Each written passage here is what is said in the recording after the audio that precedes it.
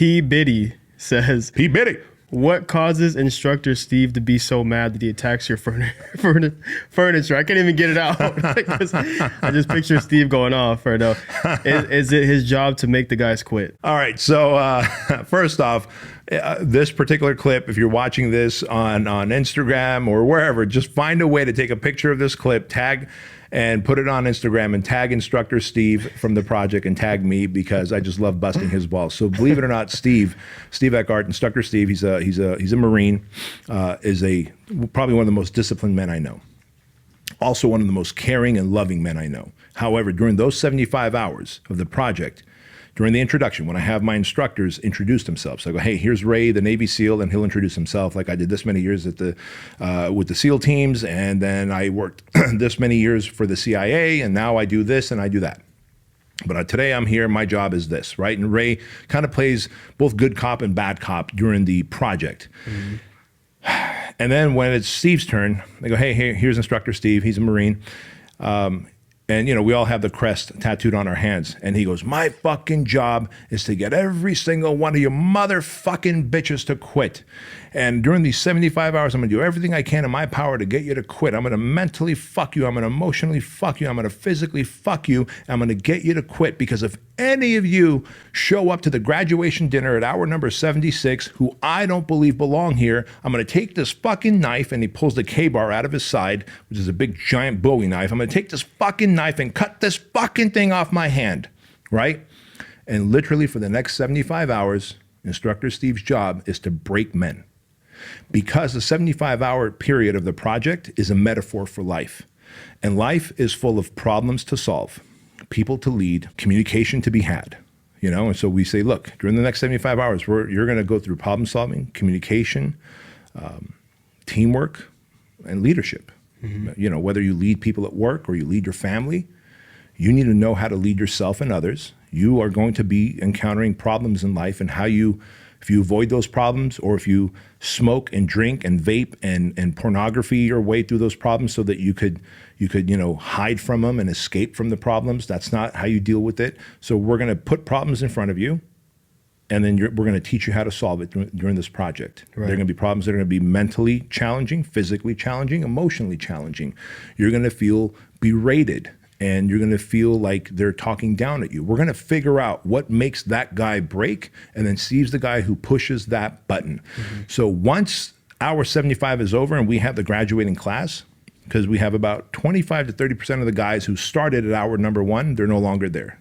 Half of them ring the bell and quit, and the other half medically rolled. They got injured, maybe they pulled a muscle, they got rhabdo, whatever. We rolled them to a future class. But those that are left, Steve is the most loyal. Like, he will fly. He has flown across the country to help people, like guys who have graduated the project and the Brotherhood, to help people move or do whatever.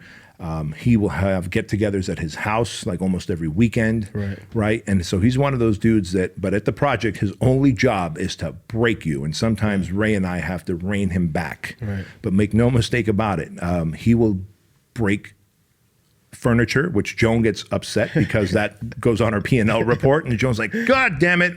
I saw in Bedros' story that he took a sledgehammer to another chair and another desk. You know, those are $50 desks and $20 chairs, and she's adding it up. And but we all get a good laugh out of it because he is that passionate. He is that intense. I've seen him take a burrito. So we buy these guys burritos. We feed them periodically. Obviously, we're not going to let them starve during the project. And he takes a burrito. Now it's become a thing. And I hate to give some of the stuff away from the project, and he has launched a burrito at someone that he was upset and just blew up on their chest. But we knew that guy was a leader, and he was in charge of a lot of people, and no one's ever stood up to him. And so Steve was like, I'm going to test this guy by taking a soft object, not a brick, a burrito that's insulting. Like, it would be very insulting to throw a burrito at your chest.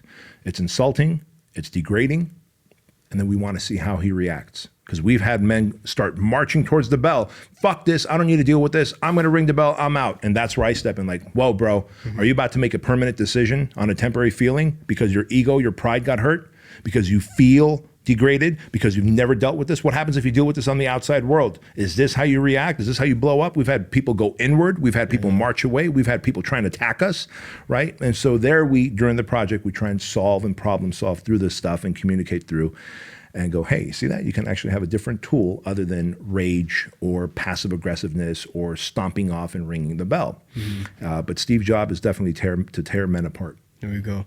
And I like the fact that you get to, show him in a different light as well. Because I got a DM from a lady yesterday on the MDK Instagram, and she was like, I don't like how your program just degrades, man. I saw a video you called a grown man a 12-year-old boy. He was acting like a little kid or whatever.